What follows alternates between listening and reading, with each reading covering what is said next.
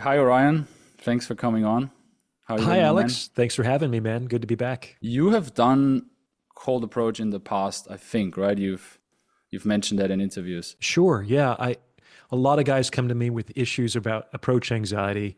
I had to figure out a way to resolve my own if I was going to help anybody else, right? I want to talk about that in a little bit, but first, just to warm into it a little bit, um, why do you think young men struggle with dating, especially, let's say, analytical men, men in analytical jobs, engineering jobs? What's your general view on it before we go more detailed? Sure. That's a good question. I mean, there's a lot of, let's say, macroeconomic factors that make it difficult for young men these days to approach women. Women have always been somewhat intimidating. I'd like to remember that Sam Gamgee had to hike with Frodo all the way to Mount Doom and cast the ring into the fire before he finally had courage to ask out Rosie at the end of the third movie. So it's like most guys would rather walk to an active volcano than approach the woman that they're attracted to. When I was going to go over my own approach anxiety, I made a rule that if I was authentically attracted to a woman, I forced myself to approach her within 5 seconds. I had a 5 second rule because I knew that if I hesitated longer than that, I was fucked. Because most of the time, I was so in my head that I didn't screw up the courage to actually go and approach her. But if I did, I was so stilted and kind of stiff that it never went very well. And a lot of guys, they get in their heads, they're trying to play like chess 50 moves out before they even make their opener. Hmm. And there's no way that the game is going to go according to that hypothesized path of action. So it's really just wasted, useless cognitive energy. I made an episode recently about how play is the essence of game. And playfulness is about entering into a shared context with another human being. And that requires you to be loose, to be observant, to be flexible. And overthinking is the enemy of all of those things. I like what you mentioned, at what length guys go just to avoid, being out there, making themselves Sure. available and saying hi to a woman. It's kind of like my theory is because I was thinking about this recent movements, right? Some are not that recent, like passport bros moving to different countries to make it easier, which makes sense. There is other cultures we can talk about that. Then, of course, people really hustling, renting expensive cars, buying clothes they can't afford, and so on. So a lot of stuff to give them more value, right? You talk in your book about a value exchange. Relationships are value exchanges. All these things men are doing to avoid approaching somebody, having a normal conversation, or maybe also working on their charisma as a value. Like maybe we can talk about that a little bit, the misunderstanding of what value even is. Because when we talk about cold approach, we just give ourselves, we talk. There's no transactional money exchange happening, and still it works. So maybe we can talk about this a bit. Why are guys so focused on monetary, financial, status-driven value things and less on charisma, communication? And what are the other things that they maybe even don't think about? What are the values that they are completely ignoring? Yeah, that's a great question. I call a lot of those things like money or fancy cars attraction proxies. Hmm. It, I have a sports car, which I love. And I think when I first got it, I thought it would be a chick magnet. And that's certainly not the case. It's been a dude magnet. Like lots of guys want to ask me questions about my car, and that's been fun. But no woman has like thrown herself at me because of my V6 engine. So why I think men do that is sort of like walking to Mount Doom. They believe that if they have the Porsche or if they have the seven figures in the account or they have the Versace fit, that women will just line up, and it's sort of like the shortcut or the hack to get past a lot of the female filtering. And so they think that this is going to be a faster, easier way to access female sexuality. In point of fact, it's not. Like it can take 10 years to make your first million. That is a long way around to get access to any particular woman. The fact of the matter is the value exchange for a lot of women, what they really value and prioritize is emotional connection. They want to feel something. And the best players or seducers, whichever word you would prefer, can guide a woman through a series of emotional experiences. And that's of value to most women who tend to live more in their emotions than men. And to have an interesting, exciting exchange, whether it's a little bit dangerous or risky, or whether it's funny and lighthearted and a sense of like soft release, or whether it's an interesting, appropriately challenging conversation, she's got to feel something. Otherwise, it's going to feel too much like prostitution, the exchange of resources, concrete resources for actual sex. And that's only going to attract a certain type of woman. Absolutely. Does that make sense? Absolutely. I mean, as you talk, one story came up in my mind. One of my first kind of like serious approaches when I got into this was a lady. I was in Barcelona. She was Mexican. I approached her on the street and we exchanged numbers and we met up the same day. And we had a date and we kind of like got closer and I don't know, like a little kiss, nothing too serious. And then she admitted to me that she was in Barcelona with a guy. No and way. not just some guy. He was a top surgeon from the US. Before, I was wondering, because I looked in her bag and there was a first class ticket from British Airways in her bag. And I was wondering, why is she rich? Does she have rich parents? And like, oh, a guy flew her out to impress her with first class service, 5-star hotel.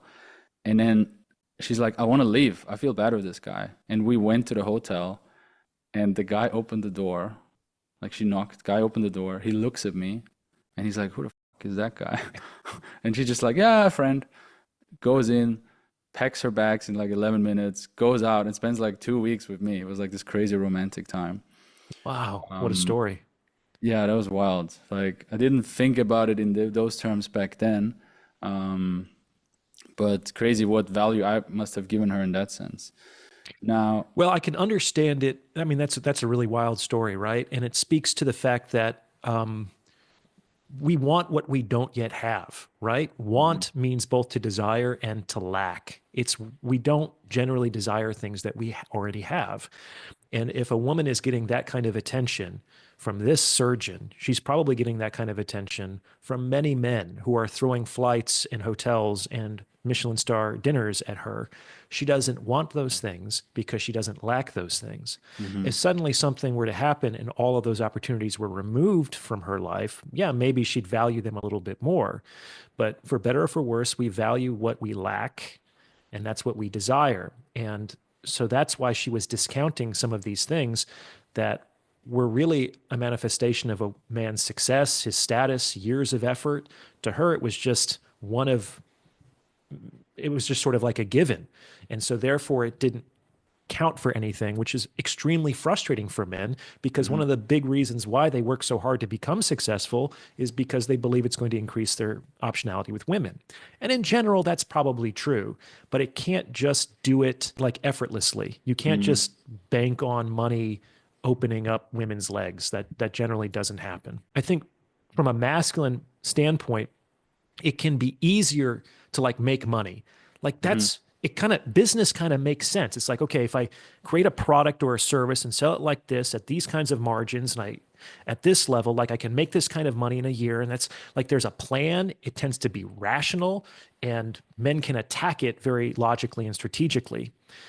Getting good at game and that kind of playfulness, the best thing that I've learned to prepare for that is improv, which is a suite of skills that helps people get out from their own heads to like take risks, to initiate action before they even know how it's going to turn out, to learn to trust that they're going to be able to respond to stimuli in the moment, that they can say yes and work with things, and to kind of like understand that they have some agency in the direction of the play.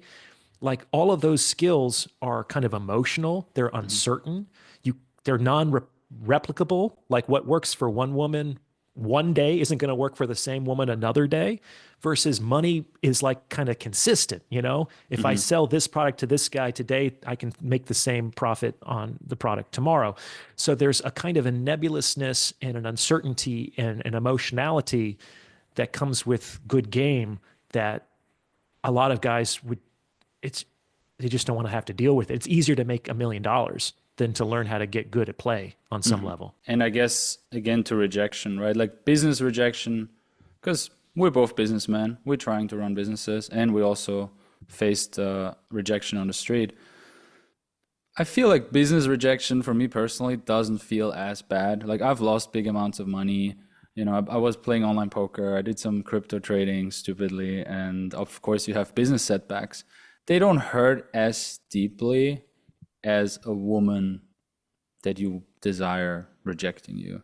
Sure. So, Couple of things about that. I made an episode about why that hurts so much. To my mind, it has to do with the fact that sex is related to life and reproduction and the perpetuation of an individual's genes. mhm, And so when a woman rejects a man sexually, on some level, she's saying, this doesn't need to reproduce. Like we don't need more of you here, you know? And so it's a really deep unconscious judgment about that man's like worthiness to continue to perpetuate himself through time. Now, I think that that can be mitigated by awareness and processing. And obviously, most women don't mean their rejection at that level, but there's the difference between intention and impact, I think, with respect to sexual rejection from men. It does tend to hurt more, and it tends to hurt more often the more attractive the woman is. It's really interesting. I'm doing a lot of consultations these days with women, especially older women, and interesting. they're telling me, Orion, I think you're wrong. It's like, here I am, I'm 45, I'm 50. I've never been approached by more men in my entire life. And so you think that sexual marketplace value declines with age. I'm here to tell you that I got 20-year-old guys who are chasing after me. I got 70-year-old guys who are chasing after me. Okay. And, you know, that's their experience. And I have to gently kind of um, push back on that interpretation. And what I have seen is that really beautiful women tend to get hit on less than less attractive women. Why? Mhm. Because contrary to the popular imagination, it's not master's degrees that make women intimidating. It's not being a director in a corporation or well traveled or etc. It's beauty. Beauty is intimidating to men. Beauty is terrifying because the threat of that rejection is much scarier than the threat of a different rejection from a less attractive potential mate. And so, on some level, the reason why women get approached more as they age is that they're getting less attractive, which makes them a less risky venture for most men. Mhm. And whether or not they like to think this in their perspective, a lot of these guys are thinking, well, this woman would be lucky to have me. She's on discount. So this is going to be like shooting fish in a barrel. And they're often sadly mistaken when they approach. Yeah. And maybe my take would be in line with that. Like, I assume a beautiful, beautiful 24-year-old walks through the street, you know, almost looking down, not making too much eye contact, basically not sending out invitations. You know, us men, we're looking for invitations. Girls looking at us, they're touching their hair, and then we hopefully act on it. And I would assume a single 40-year-old woman would walk through the world smiling, engaging, making more eye contact. Maybe that adds to the fact that some guys, oh wow, she looks in a good mood. Maybe I should talk to her. That's a great point, Alex. The first part reminds me of that song, "The Girl from Ipanema," and it's this beautiful Brazilian woman, and she doesn't look to the left or the right. She's just walking straight ahead, and the Yeah. guys are just turning their heads, right? I live in Napa, which is the wine capital of America, and it's a destination for a lot of bachelorette parties and Hmm. older girls. And let me tell you, there's no one more boisterous or peacocky than a 50-year-old wine drunk woman. Let me tell you that. She, on some level, she has to kind of make something happen. Yeah. It's like the game does change. And I talk about that in the book is at a certain point, women can't just wait for their meet cute or wait for a guy to approach them. If you're young and beautiful, yes, you can be the flower rooted in one place and the world will come to you. But at a certain point, that strategy is a slow death for women's relationship options.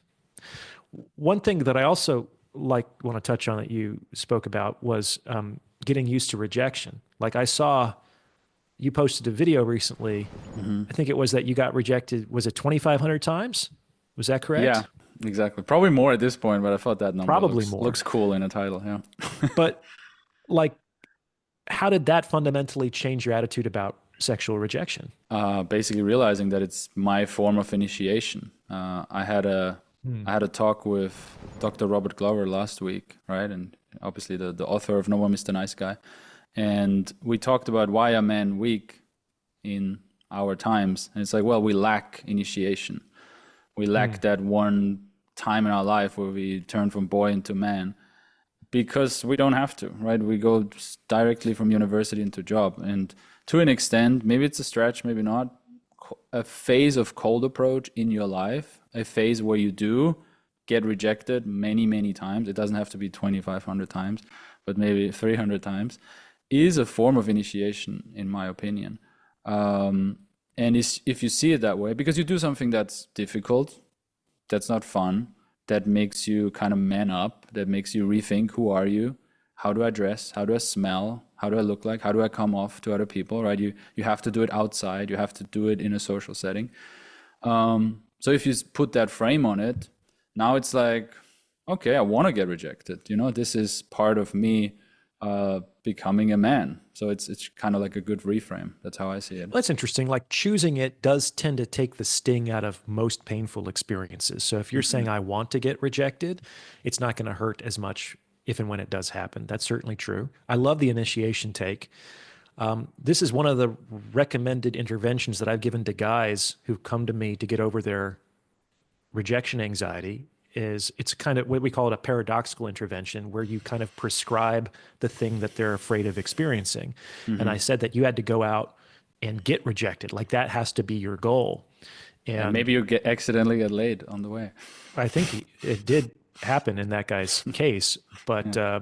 I think he got rejected by over 600 women in the course of like a 3-day period. He just went out to a busy thoroughfare. It wasn't, some people think that that's a bullshit story. It's not a Yeah. bullshit story because the rejection was not necessarily for like a date. It was just Hmm. like the make ridiculous requests that Hmm. even you would not be able to say yes to. So he like went up to Right. people and just asked for $20 and they're like, no. Right. So it's a very fast, you can be Hmm. rejected 100 times in an hour if you do something Hmm. like that. Right. So there were, the idea was to just have him hear the word no, sometimes in angry, contemptuous tones, enough times that the meaning gets sort of removed from it in the same way that like if you say any word over and over again, it will eventually just become a sound and lose its meaning. No is just, in my opinion, information that this person, for whatever reason, doesn't want to play. It doesn't have to come with a moral judgment. Yep. It's just saying, like, it's like coming to a shop and it says it's closed. You don't have to pout and cry and lament the injustice of the world. Just come back when it's open or go to some other store that has its Mhm. lights on. You know what I'm saying? There's going to be somebody who wants to play with you. It's a And it's good just a matter of analogy. time before you find her.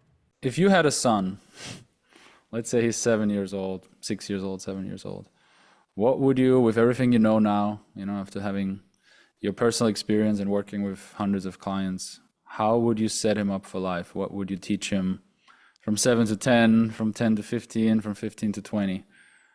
Wow, that's a big question. You know, I have to admit I haven't given it much thought because I haven't had to, right? Yeah. Maybe one day I'll have children of my own. I think with boys in particular, it's important to not protect them too much. I grew up in a time when no one wore helmets when they rode their bikes, let alone all kinds of protective pads and whatnot, that we could just run around outside. No one really knew where we were. We'd fall out of trees, we'd skin our knees. And I think that's an important part of learning your own limits and how to keep yourself safe without being overly cautious and withdrawing from life. I Mhm. think there's a lot of fear and cowardice among men these days. And I made an episode about that, that one of the biggest struggles that men face, I think, is cowardice. And I think we need to be a little bit braver with respect to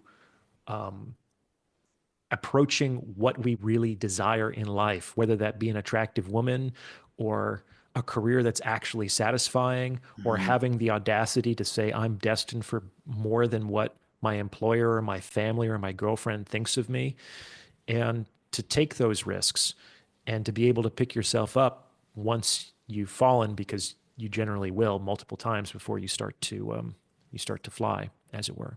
So that's one thing I would do. 7 to 10, I would probably also start taking them like camping and Hmm. backpacking. I think it's good for young folks to kind of like come in contact with some of the fundamental forces of nature and to deal with discomfort and to overcome that. Comfort, I just did this in a consultation, is sort of like anathema to men. It's a soul destroyer and a libido killer. It's very nice at the end of a long workout, to wrap yourself in some cozy clothes and to take a breather, but you have to do the hard workout first. Hmm. It's like the comfort needs to come at the end of the day, if at all, after a time of prolonged, sustained effort. And I think that I don't want to say that men are lazy, but it's like a lot of guys are actually just coasting, or they're engaged in meaningless drudgery that, if they're honest with themselves, it is not why they came to this planet to have a human experience to accomplish. And I think it's important for guys to take a little bit more responsibility for their lives. Hmm. I don't know how I teach that to a kid. I think probably the best way to do any of this is to model it.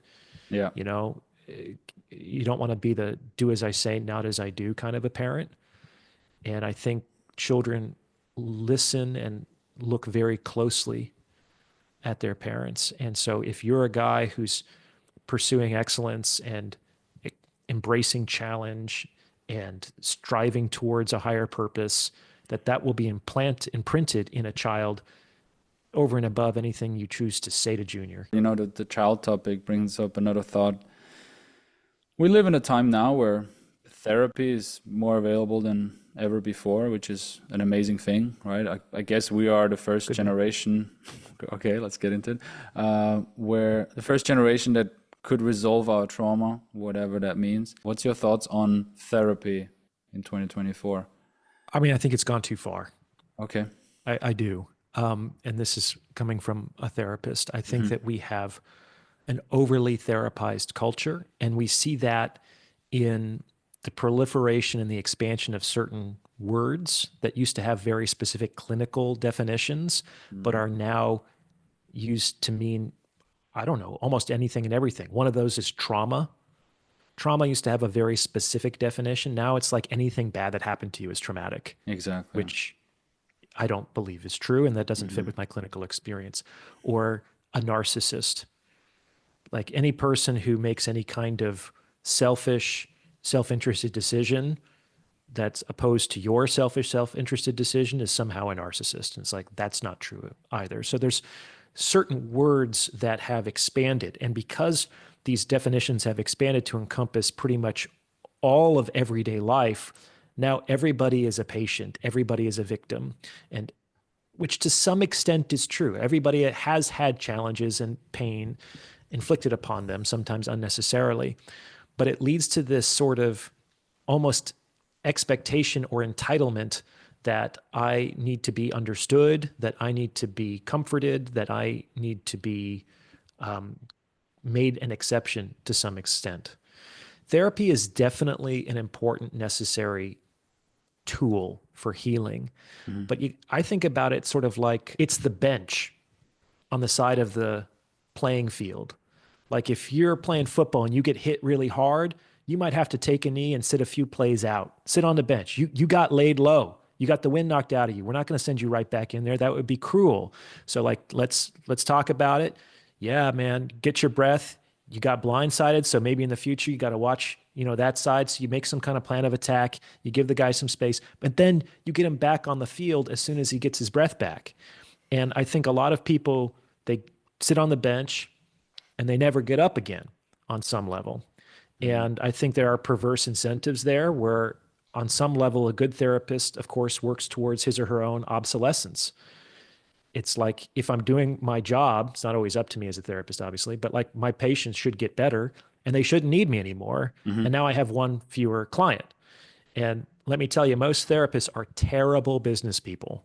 Hmm. Like they're often good-hearted people and they're interested in helping people, but they are not entrepreneurs on the whole. They are not small business owners, and a lot of them struggle for business. And so there's this perverse incentive between their livelihood and let's say what might be best for the patient or the client. What else? There's a lot of secondary gain. That's what we call it. So imagine what would happen, and this is already happening to some degree. Like in this country, there's something called SSDI, which is Social Security Disability Insurance, which is if something happens to an employee, they can be entitled to some payment from the government to kind of help them because they can no longer work. Hmm. For most of the existence of this welfare program, this was because somebody had been physically injured on the job, or they had a car accident, or they suffered some sort of physical incapacitation. Depression is now the number one reason why Americans receive SSDI. Hmm. Mental illness diagnoses there are more of those than physical disability claims for SSDI. So and And that's who is not to say that diagnosing? Is it therapists? Are they allowed to diagnose them? often it's not therapists. Most people actually are prescribed psychiatric meds by their Mm. primary care physician. Few people, as a proportion, go to psychiatrists, specialists in that kind of field. And so I think a lot of the people signing up on SSDI are family docs, primary care physicians whose specialty is not mental health. But the patient says, I have trouble getting out of bed. I have hopelessness about the future. I'm feeling lethargic. The doc is like, okay, that meets 5 of these 8 criteria. Here's a prescription, and I'll sign the papers, kind of a thing. I think Ex- that's what happens a lot of the time. Okay. But think about it. If I didn't have to work, what would be my incentive to get better? Hmm. So that's another perverse incentive, is that sometimes we make it a little too easy Hmm. on folks, which actually causes, especially depression, to expand and to become larger. There's this idea that sometimes people have suffered enough and therefore we shouldn't apply reasonable consequences. And that's a way of keeping them mired in whatever difficulty they're dealing with. Like you need to titrate the consequences to the individual. Like you're not going to send the player back on the field right after he got hit, but ultimately you have to begin to apply normal consequences to people to encourage them to get back off the bench, because that's not where they're supposed to be. We're Hmm. not supposed to live our lives on the bench. We're supposed to be out on the field playing. This is our lives. I've been checking some of the videos you did recently, as kind of like book launch tour, I would say, and definitely a lot of criticism in the comments. I don't know if you read this stuff. On my episodes or on some of my media appearances? You on other people's podcasts, Yeah, yeah. mainly people who are really not okay with the concept of value exchange in relationships. So comments, I'm paraphrasing here, would go like, I don't understand what this guy's talking about. I met my wife when I was 19 and we've been married happily ever after. And it's been only love and there's no, and stuff like that. So just like, you're wrong because I really love my wife and we never had this tactical approach of value exchange, Mhm. which misses the point, I guess. But what's your opinion on that? What would you clarify? What would you tell those people? I made an episode about this, that sort of response to that criticism, which is that in a good relationship, the transaction is invisible. Hmm. It's only when a relationship is sort of on the rocks or unsatisfying that the transaction becomes more and more apparent to the individuals involved. Like I guarantee that the prime reason why anybody ends a relationship is some sense that they're giving more than they're getting. And why the fuck would that be a problem unless relationships were transactional? Like, Hmm. why is it a problem that you're giving more than you're getting? Why can't it just be love, right? So I think that when things are going smoothly, we're not counting too closely. We feel that on the whole, there's some sort of equal exchange. I like where I'm at. She likes where she's at. I'm not looking too carefully.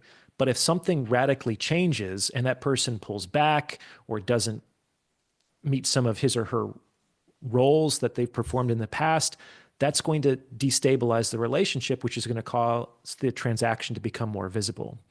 I would also say that even in the case of this hypothetical person who married his wife at 19, then we have to presume that that woman could have dated or married other men, and that man could have married or dated other women. And the fact that they chose each other suggests that they were, in their own estimation, the best option.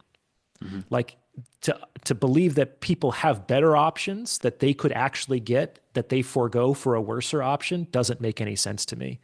And so now we're talking about value, not in a quantifiable sense, but like when people say that you could do better, they're basically saying that on the whole, I believe that there's a more valuable partner or a better relationship that you could get. So we use those terms vaguely as opposed to like there's a metric. You know what I'm saying? Unless this person has absolutely no options whatsoever, they chose this person because it was the best that they could get. So already there's some sort of calculus with respect to good, better, best, worse, worser, you know, et cetera, et cetera. So that, on what do they do that? Is it just my feelings? Another way of thinking about it, which I talk about in chapter 1, which is probably the more complex chapter, is that those feelings are actually a transmutation of a value calculation. That basically we feel positively disposed to people and situations that give us a lot of what we want and not a lot of what we don't. We love those things. And it's hard to keep that calculation in our consciousness. It's such a complex, evolving equation that it would take up a lot of our bandwidth. So what happens is the product of that calculation gets transformed into an emotion, which is like, oh, I like this, which already tells me what I'm supposed to do about it. I'm supposed to approach, I'm supposed to preserve it, I'm supposed to maintain it. And that's really all I need to know. I don't need to know all of this calculation stuff Right. behind the scenes.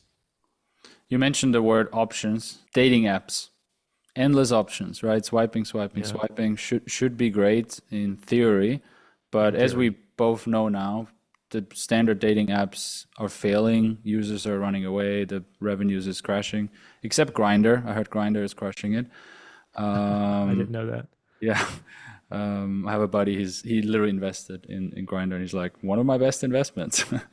And then I had to explain him why the other ones are failing, because he only saw the data, not the emotion behind it. Why are dating apps failing? Well, there's a number of reasons. I talk about one of them in the book, which is it's sort of a consequence of perceived supply and demand. So here I am, I'm a guy. I'm sitting by myself in my apartment and I'm swiping on a seemingly endless supply of women. In my experience, I'm the only man that exists. There's no other guys around me. It's not like I'm in a bar or a small community where I'm kind of ranking myself in the hierarchy of men. It's just me and all of these women. So to my mind, there is a lot of demand for me and not a lot of All supply. these women and just me. Right. That creates this huge imbalance, and vice versa for a single woman sitting in her apartment. There's one of her and an infinite supply of men, some of whom are apparently very eager to contract with her. So there's this enormous imbalance in perceived supply and demand, which gets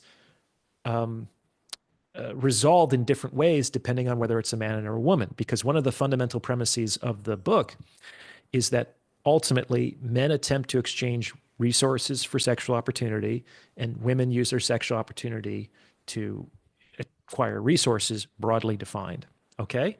So if a man is doing that, if he's trying to exchange his resources for sex, basically, and there's a lot of demand and he's the only supplier, he can basically name his price on some level. This is like the context of an employer with globalism. There's always somebody out there who's going to be willing to work for less than the unionized American laborer, right?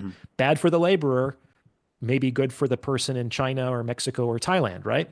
But that drives down the value of labor on the global level because it's been flooded. So these guys become boys. And they're Hmm. basically saying, why should I pay more? I'm the only rodeo in town. There's tons of you. I shouldn't have to give you that much. You should be grateful for the experience or the opportunity, and vice versa. If women are attempting to exchange their sexual opportunity for resources and there's tons of demand and they're the only supplier, they feel increasingly entitled to like ask for the moon, which Hmm. is they come out of the gate and they're asking for a committed relationship and they're interviewing guys. What do you want? I want to get married. I want to have kids. I don't do that in a first date. And it's like they're gatekeeping the sexual opportunity behind all of this provision and value. So men are looking at women on dating apps and thinking, this woman is a loony. It's like she thinks that does she not know that she's competing against 100,000 other women in a 50-mile radius? And she's asking me for a committed relationship up front. Hmm. And these women are thinking, where are all the gentlemen? Like this, all these guys are gross. Don't they know there's 100,000 other guys around here and he's going to lead with sex? It's like, this is ridiculous. And so their valuation of the dating courtship gets further and further apart. And from a business perspective, when it's too far apart, you can't negotiate. Hmm. If you want to sell for $1, if you want to buy for $1 and I want to sell for $1 million, we're probably not going to meet at 500,000. That's just too far apart And from if you have a either one bad of our experience valuations. the first few deals, you're not going to come back for more business, right? And so a lot of people then are deciding to remain single, both men and women, because men are like, I don't want to overpay for sex. Hmm. And women are like, I know my value. I don't want to trade it for less than what I know that it's worth. And so both sides kind of think that the other one is being unreasonable, even though within their own subjective experience on the app, we can predict this behavior with just a few very basic economic principles. How do we fix it? Where is this Well, going? I I think that dating apps can be useful. I've Hmm. met my last few girlfriends on dating apps, and they were wonderful women. Hmm. Um, it's rare. Like you do have to engage with apps in the right way, or else you're just going to end up feeling exhausted, demoralized, and worried about the future of humanity. Hmm. So I don't think it's a either or solution. I think it's more of a both and. The problem is that people are overly relying on dating apps or only relying on dating apps when really they could be approaching people in real life and joining communities where they're more likely to build solid relationships that could potentially be pivoted into a romantic relationship, especially if you're looking for kind of marriage or kids. That's a great way to do it. And as I'm sure you know, to leverage social media, which is a much better dating app than dating apps. Right. That's a good point. I wish we had time to go into that, but I'm aware Yeah, of maybe next time. your hard stop.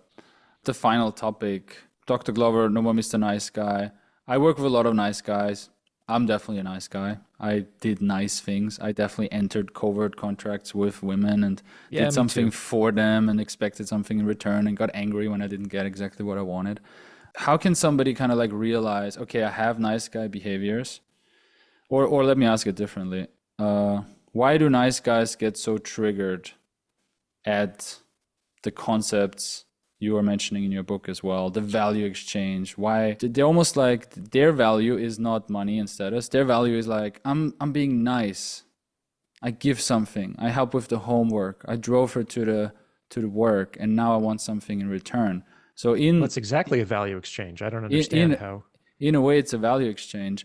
But why do the nice guys get so bitter at women when they don't get the value back? Or why are the women, let's say it like this, why are the women not giving what the nice guy wants? And then it turns to bitterness. So he's basically misunderstanding that his value is actually valuable to her. Maybe you can Sure. talk about that. Well, I mean, as a recovered nice guy, I know what that's like. I've definitely done things that on some level I thought I was doing because I was just a good dude who respected and valued this particular woman. But also, why would I get so upset if my affections or efforts weren't reciprocated? Like that circle can't be squared. Hmm. And I think Glover is correct. Ultimately, that behavior was done with the hope or expectation that it would be reciprocated or rewarded with sex or commitment. I mean, guys get frustrated. What's frustration? So, frustration is a form of anger, and there's a few different organic causes of anger. One of them is you're obstructed in a personally relevant goal. So on some level, getting sex or getting a relationship from women or a particular woman is a personally relevant goal, and it's not working. So anger is a expression of your own ineffectiveness or impotence. It's like, I can't do the thing. Mm-hmm. And I think it becomes really pitched with nice guys because they're doing what they've been told they're supposed to do, and they don't have any other strategy. They don't know anything else to do. And Right. now the one thing that they know to do isn't working. Now they feel not just obstructed, but hopeless and desperate. But if they had several other strategies, the fact that one of them didn't work isn't necessarily a cause for, desperation and hopelessness. But for a long time, I just thought that this is what women wanted. This is what a man was supposed to do, and this is how women respond. Mm-hmm. And it took enough pain in my life to finally be willing to examine some of those fundamental principles. I remember I got to a stage in my life where I suffered another heartbreak, and I was like, man, I got to be real with myself. If I knew what worked with women, if I Mm-hmm. knew what women really wanted, I wouldn't be here heartbroken again. Like, maybe my fundamental premises are wrong. Mm-hmm. And that was tough, but it took Takes a lot to admit that. Yeah. well, sure. I was crushed, and it was just like I didn't ever want to feel that pain again. Mm-hmm. And so that was about 10 years ago. That began my journey to understanding and really studying not what I thought women were or should be or were supposed to be, or what relationships were, what I thought they were, or what they were supposed to be, but what they actually were. I pretended I was a scientist with like in the Renaissance tradition, which is like, I know nothing. I'm going to let the evidence teach me what I should believe Mm-hmm. instead of trying to impose my beliefs onto reality. I'm going to let reality teach me what I should believe. And I started listening to people that I wouldn't listen to before, but with this spirit of experimentation, which is, okay, that sounds pretty crazy or unreasonable or wild, but hey, I don't, if I knew What do I know? what worked, I wouldn't be here. So I have to be willing to at least try it. And oftentimes I try these things. I'm like, holy shit, that actually worked. That's wild. And so I began to build a model on women and relationships based on effectiveness and outcome, what actually worked Mm-hmm. for successful seduction and for peaceful, harmonious, loving relationships. And it's not what our culture generally tells us it is. Not at And all. that's tough because sometimes guys see this and they're like, it's too dangerous because it's kind of still an undercurrent, and there's still some like dark threads in it, and they're like, oh, Yeah. I don't want to be that kind of man, that Sure. asshole or that misogynist. And it's like, yeah, but One quote comes this to isn't mind that I working either. learned is jealousy is Viagra for women. That's kind of what I A learned little on my bit. journey. Jealousy is a spice, right? It's a Mm-hmm. really evocative spice. Too much of it ruins the food, right? You just Mm-hmm. taste the heat. But absolutely, jealousy is a very useful stimulus. Yeah. Okay, I know you need to go, right? I do, unfortunately, because I got a client. Alex, this was great. I could talk to you Great for chatting. hours, and For hopefully we sure. can do it again sometime. Let's do it again. Thanks so much for coming on. Thanks for having me on your channel a year ago. A lot has happened for both of us since then. Oh, I'm glad. And Yeah, you deserve the success. I love your book. Been recommending it a lot to my clients. I hope you can join us in monk mode one day. That would be great. Are you there Big. in Turkey right now in monk mode? Big goals. Board of goals. Yeah, I'm here with 6 guys. We're all crushing our goals, online entrepreneurs. So join anytime. You're always welcome to Right on, crush it. brother. Thanks for the invitation. I hope to get out good there one. soon. I haven't been to Turkey yet. Bye, Orion. See you Bye, soon. Alex. Bye-bye.